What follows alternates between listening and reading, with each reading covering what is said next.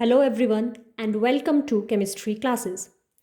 आज की वीडियो नए टॉपिक पर बेस्ड है और आज हम डिस्कस करेंगे quantum numbers, then degeneracy of orbitals and कैसे हम diamagnetic and paramagnetic substances identify कर सकते हैं with the help of these quantum numbers. वो सब हम डिटेल में डिस्कस करेंगे। सबसे पहले समझने की ज़रूरत है क्वांटम नंबर्स होते क्या हैं, क्यों इनको नंबर्स बोला गया है और कितने होते हैं और क्या क्या इन्फॉर्मेशन देते हैं। सो क्वांटम नंबर्स हमारे कंक्लूजन्स हैं एक टाइप के, हमारी जो क्वांटम मैकेनिकल मॉडल था वहाँ से निकल के आए हैं। टोटल अगर मैं बात करूँ तो क्वांटम नंबर्स की वैल्यू होती है 4। First one is your principal quantum number, then azimuthal quantum number, magnetic quantum number and spin quantum number. But ये हैं क्या और क्या क्या बता रहे हैं। जैसे अगर किसी भी पर्सन को आपने फाइंड आउट करना है तो क्या सबसे पहले देखते हैं, हम देखते हैं कि वो किस कंट्री से बिलोंग कर रहा है, देन वो किस पर्टिकुलर स्टेट से बिलोंग कर रहा है, देन सिटी से किससे बिलोंग कर रहा है, किस वाले सेक्टर से है, किस वाले रीजन से है, देन उसका हाउस नंबर क्या है। इस तरह से पूरी डिटेल जब हमें पता चल जाएगी तो हम एग्जैक्ट आइडिया लगा सकते हैं कि वो पर्सन प्रेजेंटली कहाँ लोकेट कर रहा है, एट प्रेजेंट वो कहाँ पे है। इसी तरह से अगर हमें इलेक्ट्रॉन की पोजीशन या लोकेशन फाइंड आउट करनी हो कि इलेक्ट्रॉन कहाँ प्रेजेंट है, कहाँ जैसे प्रेजेंट है एटम के अंदर, तो उसके लिए भी अगेन हमें स्पेसिफाई करना पड़ेगा कि वो एग्जैक्टली किन किन जगह पे है, लोकेटेड है। तो एक टाइप से क्वांटम नंबर्स हैं हमारे address of the electron. Exact address find out करना हो तो हमें इन क्वांटम नंबर्स की ज़रूरत पड़ेगी। हमें लोकेशन फाइंड आउट करनी हो इलेक्ट्रॉन की, एनर्जी फाइंड आउट करनी हो कि कहाँ पे वो एटम में किस लोकेशन में प्रेजेंट है, देन उस जिस लोकेशन में वो प्रेजेंट है वहाँ पे एनर्जी कितनी है, एंड वो कौन से टाइप के ऑर्बिटल में प्रेजेंट है, उस ऑर्बिटल की शेप क्या है, ओरिएंटेशन क्या है। इस सब की इंफॉर्मेशन हमें कैसे मिलेगी? With the help of quantum number. और अगर चारों के चारों क्वांटम नंबर्स हमें किसी इलेक्ट्रॉन के बारे में पता है तो इट मीन्स हमें उस इलेक्ट्रॉन की उस पर्टिकुलर एटम के अंदर लोकेशन एग्जैक्टली पता है। अब मैंने जो यहाँ पे टर्म की यूज़ वो की मैंने ऑर्बिटल्स। जब हमने बोहर मॉडल लास्ट वीडियो में डिस्कस किया था वहाँ पे हमने एक टर्म यूज़ की थी ऑर्बिट, बट यहाँ पे मैं टर्म यूज़ कर रही हूँ orbital. There is a difference between orbit and orbital, और बहुत ही बेसिक डिफरेंस है। ये ऑर्बिटल टर्म इंट्रोड्यूस हुई है हमारी जब क्वांटम मैकेनिकल मॉडल डिस्कस हुआ था, वहाँ पे इंट्रोड्यूस हुई थी ये। ऑर्बिट एक 2 डायमेंशनल कॉन्सेप्ट है, 2 डायमेंशनल में बात हो रही है, बट ऑर्बिटल 3 डायमेंशनल कॉन्सेप्ट है।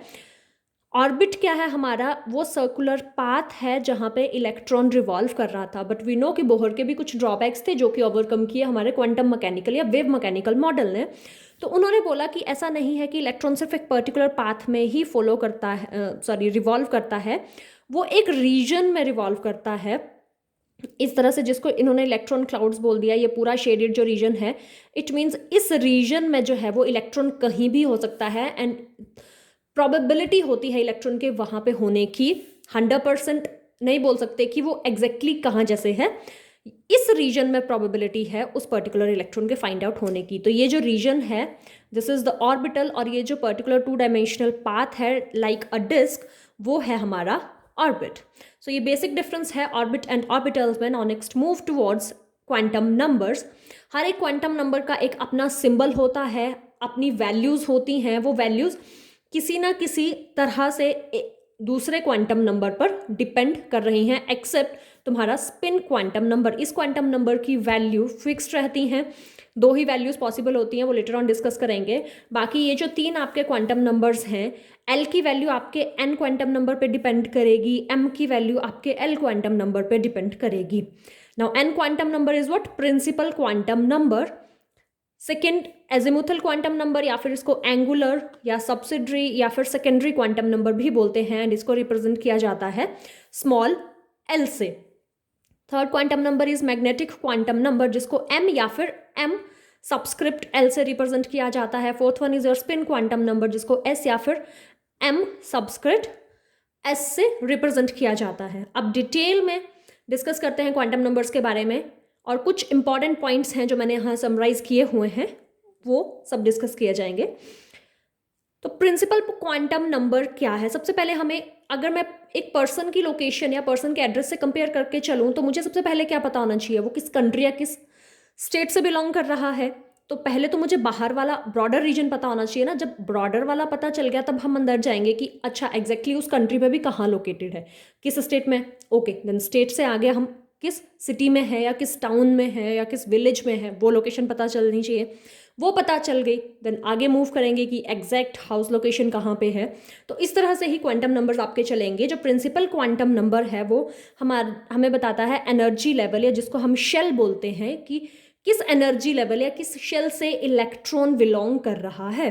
तो शेल, जैसे हमने बोहर मॉडल जब डिस्कस किया था वहाँ पे भी हमने बात की थी, एन की वैल्यू हमने कुछ दी थी कि एन से रिप्रेजेंट कर रहे हैं हम इन शेल्स को और डेजिग्नेट कर रहे हैं KLMN लेटर्स के साथ। तो ये एन की वैल्यू जो है वो बता रही है कि आपका एन की वैल्यू अगर 1 है तो इसका मतलब इलेक्ट्रॉन 1 फर्स्ट शेल से बिलोंग कर रहा है या फर्स्ट प्रिंसिपल एनर्जी लेवल से बिलोंग कर रहा है। एन की वैल्यू 2 है तो सेकंड से कर रहा है, थर्ड से, इस तरह से। या फिर ऐसा बोल सकते हैं कि के शेल से बिलोंग कर रहा है या LMN, इस तरह से कौन से वाले शेल से इलेक्ट्रॉन बिलोंग कर रहा है। सो अगर हम देखें तो ये न्यूक्लियस है, सपोज फर्स्ट शेल मतलब n is equals to 1 closest to the nucleus, next one is n is equals to 2, वो थोड़ा सा दूर हो जाएगा न्यूक्लियस से, देन थर्ड और दूर हो जाएगा, फोर्थ और दूर हो जाएगा। तो अगर इलेक्ट्रॉन मेरा इस वाले शेल में प्रेजेंट है तो एक्चुअल में ये न्यूक्लियस से डिस्टेंस बता रहा है कि ये यहाँ से जो जिस इलेक्ट्रॉन के लिए हम बात कर रहे हैं वो न्यूक्लियस से इतने डिस्टेंस पर प्रेजेंट है, या हमारा इस वाले इलेक्ट्रॉन के लिए बात हो रही है तो इतने डिस्टेंस पे प्रेजेंट है वो इलेक्ट्रॉन। अब इतने डिस्टेंस पे मतलब ये तो इलेक्ट्रॉन क्लाउड है या वो रीजन है जहाँ पे वो इलेक्ट्रॉन रिवॉल्व कर रहा होगा। तो एग्जैक्टली बात करें तो ये बताता है हमें distance, size of the electron cloud या average distance of the electron from nucleus. Next move करेंगे तो हमने जब बोहर मॉडल किया था हमने पढ़ा था कि एनर्जी की वैल्यू जो है वो हमारी -2 पाई स्क्वायर me⁴/n² थी। तो बाकी सब टर्म्स हमारी कांस्टेंट थी और ये n की वैल्यू वेरी कर रही थी, और n की वैल्यू हमारी जो है वो डिटरमिन कर रही है कि एनर्जी क्या होगी उस पर्टिकुलर शेल की या उस पर्टिकुलर इलेक्ट्रॉन की। तो अगर हम बात करें तो प्रिंसिपल क्वांटम नंबर हमें एक और इन्फॉर्मेशन देता है और वो देता है एनर्जी ऑफ दैट इलेक्ट्रॉन या हाइड्रोजन लाइक पार्टिकल्स की एनर्जी की इंफॉर्मेशन देता है। अब एक शेल में कितने नंबर ऑफ इलेक्ट्रॉन्स हो सकते हैं वो कैसे पता चलेगा? तो उसके लिए रिलेशन है 2n²। n की वैल्यू सब्स्टिट्यूट करते जाओ, आपको number of electrons in that particular shell पता चल जाएंगे। जैसे मैं फर्स्ट शेल के लिए बात करूं that n is equals to 1, तो number of electrons, this is the maximum number of electron, not exactly, हमेशा जरूरी नहीं है कि हर एक में उतने ही हों, बट मैक्सिमम कितने वो शेल इलेक्ट्रॉन ले सकता है उसकी बात हो रही है। कि अगर n is equals to 1 that is K shell के लिए बात हो रही है तो मैक्सिमम नंबर ऑफ इलेक्ट्रॉन्स कितने हो जाएंगे? 2। Then n is equals to 2 के लिए जाऊं तो इंक्रीज करते जाएंगे 8, 8, 18, 18, इस तरह से चलता जाएगा हमारा। Next move towards the azimuthal quantum number और सेकेंडरी और सब्सिडरी और जो भी इसके अदर नेम्स हैं। तो ये क्या बताता है हमें? अब हमें कंट्री का पता चल गया या मेन लोकेशन का पता चल गया इलेक्ट्रॉन की कि ये इस वाले शेल में है प्रेजेंट। सपोज ये शेल हमारा एम शेल ले लो, तो एम शेल में प्रेजेंट है। अब एम शेल में भी वो अंदर कहाँ, कौन से वाले सब शेल में प्रेजेंट है उसकी इंफॉर्मेशन देता है azimuthal quantum number, that is L quantum number. तो सब शेल, मेन शेल में अंदर सब शेल प्रेजेंट है उसके बारे में बताएगा कि उस कौन से वाले शेल में वो इलेक्ट्रॉन प्रेजेंट है। अब जो एन की वैल्यू थी वो तो हमें पता है 1 ऑनवर्ड्स चल रही है, मतलब नेचुरल नंबर सारे हो सकते हैं, बट जो हमारा सब शेल है उसकी वैल्यू कैसे वेरी करेगी? तो कोई भी अगर आपको n की वैल्यू दी है तो l की वैल्यू चलेगी 0 to n-1, मतलब जो भी n की वैल्यू होगी उससे एक पीछे वाली। अगर मैं n की वैल्यू आपको 1 दे दूं तो l की वैल्यू रहेगी सिर्फ 0। अगर मैं n की वैल्यू 2 दे दूं तो l की वैल्यू हो जाएगी 0 एंड देन 1। इस तरह से ये टेबल है पूरा जो आपको बता रहा है। डेजिग्नेशंस बाद में डिस्कस करते हैं। पहले ये वैल्यूज़ देखो कि n पर किस तरह से डिपेंड कर रही है। n की वैल्यू 1, l 0, n की वैल्यू 2, l की वैल्यू 2 आएंगी 0 एंड 1, n की वैल्यू 3, l आएंगे 3 0 1 एंड 2, n की वैल्यू 4, तो l की वैल्यू 0 1 2 3 इस तरह से चलता जाएगा। अब जैसे हम प्रिंसिपल एनर्जी लेवल्स के लिए या शेल्स के लिए स्पेसिफिक डेजिग्नेशन दे रहे थे, और वो दे रहे थे हम कैपिटल लेटर्स के साथ K L M N and so on. सब शेल्स की जब हम डेजिग्नेशन देंगे तो हम हमेशा स्मॉल लेटर्स का यूज़ करेंगे, एंड जब L की वैल्यू 0 होगी तो उस सब शेल को हम बोलेंगे S सब शेल। जब L की वैल्यू 1 होगी तो उस सब शेल को बोलेंगे P, L की वैल्यू 2 होगी देन D, E मत इंट्रोड्यूस करना। थर्ड आज अगर L की वैल्यू है देन F, 4 है तो G, 5 है तो H, इस तरह से चलता जाएगा। आपका मेन काम है अभी तक के लिए इनका ध्यान रखना, S P D F सब शेल्स के बारे में पता होना चाहिए कि S सब शेल है तो उसके लिए L की वैल्यू क्या होगी, D सब शेल है तो उसके लिए L की वैल्यू क्या रहती है। अब इसके अलावा और क्या इन्फॉर्मेशन देता है, हमें साइज के बारे में तो बता दिया प्रिंसिपल क्वांटम नंबर ने, सब शेल्स के बारे में बता दिया एजिमुथल क्वांटम नंबर में, प्लस एजिमुथल क्वांटम नंबर उस इलेक्ट्रॉन के एंगुलर मोमेंटम के बारे में भी बताता है, या ऐसा बोल सकते हैं कि जो इलेक्ट्रॉन का एंगुलर मोमेंटम है वो हमारा डिपेंड करता है ऑन एजिमुथल क्वांटम नंबर, और वो रिलेशन है root L into L plus 1 into H upon 2 pi. इसको कई बार इस तरह से भी लिखा होता है root L into L plus 1 H cross, इस H क्रॉस का मतलब ही है H अपॉन 2 पाई। तो एंगुलर मोमेंटम भी हमारा एजिमुथल क्वांटम नंबर से पता चलेगा उस पर्टिकुलर इलेक्ट्रॉन का।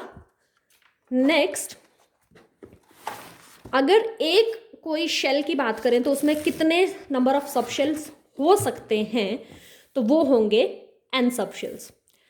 अगर आप इस प्रीवियस टेबल पर फोकस करें तो n की वैल्यू 1 थी तो L की 1 ही आ रही है, मतलब एक ही मुझे सब शेल मिला। n की वैल्यू 2 तो मुझे 2 सब शेल मिल गए, n की वैल्यू 3 मुझे 3 सब शेल मिल गए। तो इट मीन्स किसी एक शेल के अंदर कितने सब शेल्स होंगे is equals to the value of n। अब जो इंपॉर्टेंट चीज़ है कि अजीमुथल क्वांटम नंबर क्या बताता है, तो वो बताता है shape of various sub shells. S sub shell की अपनी कुछ शेप होती है, P सब शेल की अपनी कुछ शेप होती है, D सब शेल की अपनी कुछ शेप होती है। अब ये शेप कैसे आती है, तो ये शेप आती है मतलब जैसे S आपका होता है स्फेरिकल, S सब शेल जो होता है वो स्फेरिकल होता है, तो मतलब अगर इलेक्ट्रॉन S सब शेल में है तो जहाँ पे उसके इलेक्ट्रॉन के होने की प्रोबेबिलिटी है वो रीजन जो है वो स्फेरिकली सिमेट्रिकल है, स्फेरिकल है। P सब शेल होता है डम्बल शेप का, जिस तरह से आपके ये डम्बल्स होते हैं, तो ये वो रीजन है, इस तरह की शेप का वो रीजन है जहाँ पे इलेक्ट्रॉन के होने की प्रोबेबिलिटी होगी अगर वो P सब शेल में प्रेजेंट है। एंड D शेल वाले डबल डम्बल्ड आते हैं इस तरह से। अब 2D में इनको बनाना is not that much easy और उतना करेक्ट विजन भी नहीं आएगा, बट इस तरह से शेप आएगी, मतलब इस रीजन में, इस तरह के रीजन में इलेक्ट्रॉन प्रेजेंट होगा अगर वो D सब शेल में है। F सब शेल वालों की और कॉम्प्लिकेटेड स्ट्रक्चर होता है। नेक्स्ट, अगर हम एनर्जी की बात करें कि ये तो मेन शेल आ गया हमारे पास, अब इसके अंदर भी सब शेल्स सपोज डिफरेंट तरह के प्रेजेंट हैं, तो कौन से वाले की एनर्जी लो होगी, कौन से वाले की हायर होगी, किस तरह से ऑर्डर होगा, तो वो ऑर्डर चलता है S ऑर्बिटल की सबसे कम एनर्जी होगी, then P, then D, then F। मतलब S जो है वो most close to the nucleus होगा, उसके बाद P आएगा, उसके बाद D आएगा, एंड उसके बाद जाके F ऑर्बिटल एंड आगे वाले आएंगे। अब maximum number of electron in shells में कितने, सॉरी सब शेल्स में कितने हो सकते हैं, तो S में होते हैं 2, तुम्हारे P ऑर्बिटल में होते हैं 6, D ऑर्बिटल में होते हैं 10 एंड F ऑर्बिटल में होते हैं 14। अब ये किस तरह से आएंगे, ये जब हम मैग्नेटिक क्वांटम नंबर समझ लेंगे तो पता चल जाएगा हमें। नेक्स्ट हमारा है मैग्नेटिक क्वांटम नंबर। अब सब शेल्स भी पता चल गए, अब हमें देखना है कि इन सब शेल्स की ओरिएंटेशन कैसी होती है। जैसे मैंने ये P सब शेल बनाया था तो ये इस तरह से शेप में भी होता है, अगर इसको मैं Z एक्सिस लूँ तो ये इस डायरेक्शन में भी होगा, इस एक्सिस को अगर मैं X एक्सिस ले लूँ तो ये इधर भी होगा, इधर भी ओरिएंटेशन होती है, एंड इस वाली को आउट ऑफ द प्लेन वाली को मैं Y एक्सिस ले लूँ तो ये इस रीजन में भी होगा। तो मेरा ऑर्बिटल इस वाले रीजन में है या इस वाले रीजन में है या इस वाले रीजन में है जो आउट ऑफ द प्लेन है, तो वो हमें पता चलता है मैग्नेटिक क्वांटम नंबर्स को, और ये जो डिफरेंट डिफरेंट ओरिएंटेशंस हैं इनको ही हम बोलते हैं ऑर्बिटल्स और 3 डायमेंशनल रीजन, जहाँ जहाँ पे इलेक्ट्रॉन के होने की प्रोबेबिलिटी होती है। नेक्स्ट मैग्नेटिक क्वांटम नंबर जिसको हम रिप्रेजेंट करते हैं ml से, उसकी वैल्यू कहाँ से कहाँ हो सकती है, तो उसकी वैल्यू डिपेंड करेगी l पे, l क्वांटम नंबर पे, दैट इज सबशेल के लिए क्या वैल्यू आ रही है, और वो होगी -L टू L इंक्लूडिंग 0। मतलब अगर L की वैल्यू मेरे पास 1 है तो ml या m की वैल्यू होगी -1 0 1, या L की वैल्यू 2 है तो ml की वैल्यू होगी -2 -1 0 1 एंड 2, इस तरह से वैल्यूज चलेंगी। अब जिस तरह से हमारे पास किसी एक पर्टिकुलर शेल के लिए नंबर ऑफ सब शेल्स थे कि कितने होंगे, वो होंगे n, उसी तरह से अगर एक वैल्यू, कोई वैल्यू ले लें हम l की, तो उसके लिए ml की कितनी वैल्यूज होंगी, उसके लिए ml की वैल्यू होंगी 2l + 1। जैसे यहाँ पे l की वैल्यू सब्स्टिट्यूट करते जगह चलें तो फॉर s l = 0, तो हमारे पास नंबर ऑफ ऑर्बिटल्स आ गए, या ml की वैल्यू आ गई 1। p के लिए l = 1, तो 2 + 1 3, तो नंबर ऑफ ऑर्बिटल्स आ गए 3। d के लिए 5, f के लिए 7, g के लिए 9। तो ये हमारे पहले 4 को तो एटलीस्ट ध्यान में रखना है कि s के लिए ऑर्बिटल 1 ही रहता है, p के लिए 3 रहता है, d के लिए 5 रहते हैं, f के लिए 7 रहते हैं। इसका मतलब s की सिर्फ एक ही ओरिएंटेशन है स्पेस में, और जो है स्फेरिकल। p की 3 है, वो 3 एक्सिस में, x एक्सिस के अलोंग, y एक्सिस के अलोंग एंड z एक्सिस के अलोंग। d की 5 हैं, वो इन बिटवीन द प्लेन चलते हैं, 2 एक्सिस के अराउंड चलते हैं। वो जब अगर वीडियो में शेप्स पे बनाऊंगी तो मैं वहाँ पे डिटेल में डिस्कस करूँगी। सो ये वो टेबल है, एंड इन ऑर्बिटल्स को डिस्टिंग्विश करने के लिए उनकी एक्सिस मेंशन कर दी होती हैं, या उनके प्लेन्स मेंशन कर दिए होते हैं कि किस रीजन में वो लाई कर रहे हैं। जैसे अभी मैंने बात की s सबशेल के लिए m की वैल्यू 0 है, तो एक ही ऑर्बिटल होगा और वो होगा स्फेरिकल सिमेट्रिकल, तो उसमें कोई एक्सिस मेंशन नहीं की गई है। p के लिए हमारे पास l की वैल्यू 1 थी और 3 वैल्यूज आ रही थी, m की या ml की, -1 0 एंड 1। तो अगर मैं -1 वैल्यू px को दे रही हूँ, इसको py दे रही हूँ, इसको pz दे रही हूँ, आप कोई भी रैंडमली दे सकते हो, बट जब भी हम आगे काम करेंगे तो ml की वैल्यू 0 जो है वो मोस्टली हम pz के लिए देते हैं, जस्ट फॉर आर कन्वीनियंस। ऐसा कोई हार्ड एंड फास्ट रूल नहीं है, आप कोई सी वैल्यू किसी को भी दे सकते हो।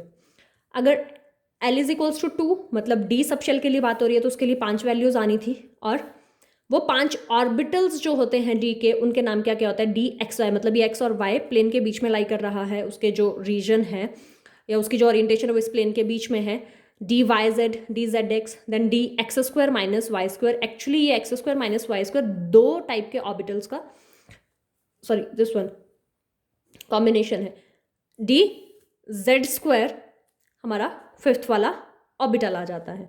अब नेक्स्ट जो ऑर्बिटल है इज स्पिन क्वांटम नंबर।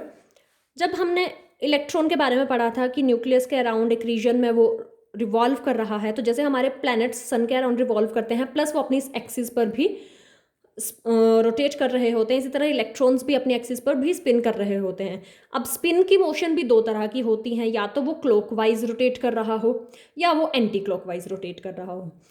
तो हमने 2 वैल्यूज दे दी जिससे हमें एग्जैक्टली पता चल जाएगा कि इलेक्ट्रॉन, इतना तो पता लग गया कि कौन से वाले शेल में है, कौन से वाले सब शेल में है, देन कौन से वाले ऑर्बिटल में प्रेजेंट है, बट अब ये भी पता होना चाहिए कि वो क्लॉकवाइज स्पिन कर रहा है या एंटी क्लॉकवाइज स्पिन कर रहा है। तो वो इन्फॉर्मेशन हमें मिलेगी स्पिन क्वांटम नंबर से, और उसके लिए जो 2 वैल्यूज हमने दी हैं दैट इज +1/2 एंड -1/2। अगर +1/2 हम क्लॉकवाइज डायरेक्शन के लिए दे रहे हैं कि जब इलेक्ट्रॉन क्लॉकवाइज रोटेट कर रहा है तो +1/2 उसकी स्पिन की वैल्यू है, तो -1/2 एंटी क्लॉकवाइज के लिए हो जाएगी। अब जब हम आगे रिप्रेजेंट करेंगे तो हमें वहाँ पे स्पिन्स की वैल्यूज़ नहीं लिखते हैं, हम जस्ट एरोज की हेल्प से मेंशन करते हैं, एक अपवर्ड एरो और एक डाउनवर्ड एरो। अगर अपवर्ड एरो मेरा क्लॉकवाइज के लिए बता रहा है तो डाउनवर्ड एरो एंटी क्लॉक के लिए होगा। अब ये जो स्पिन की क्लॉक या एंटी क्लॉकवाइज डायरेक्शन, या ये जो एरोज हैं, ये जो ओरिएंटेशंस हैं हमारी, ये हमें सब्सटेंस की मैग्नेटिक प्रॉपर्टीज एक्सप्लेन करने में काफ़ी हेल्प करता है। होता क्या है कि अगर मेरे पास इलेक्ट्रॉन जितने भी प्रेजेंट हैं उस एटम में, सपोज उसके 4 इलेक्ट्रॉन्स हैं और 2 जो हैं हमारे वो अपवर्ड डायरेक्शन में हैं और 2 जो है वो डाउनवर्ड डायरेक्शन में है, तो इन दोनों की तो +½ +½ हो जाएगी स्पिन, और इन दोनों की -½ एंड -½ तो नेट इफेक्ट क्या आएगा, नेट इफेक्ट तो 0 हो जाएगा। तो वो सब्सटेंसेस क्या हो जाएंगे, फिर कोई मैग्नेटिक बिहेवियर शो नहीं करेंगे, और ऐसे सब्सटेंसेस को हम बोलते हैं डायामैग्नेटिक सब्सटेंसेस।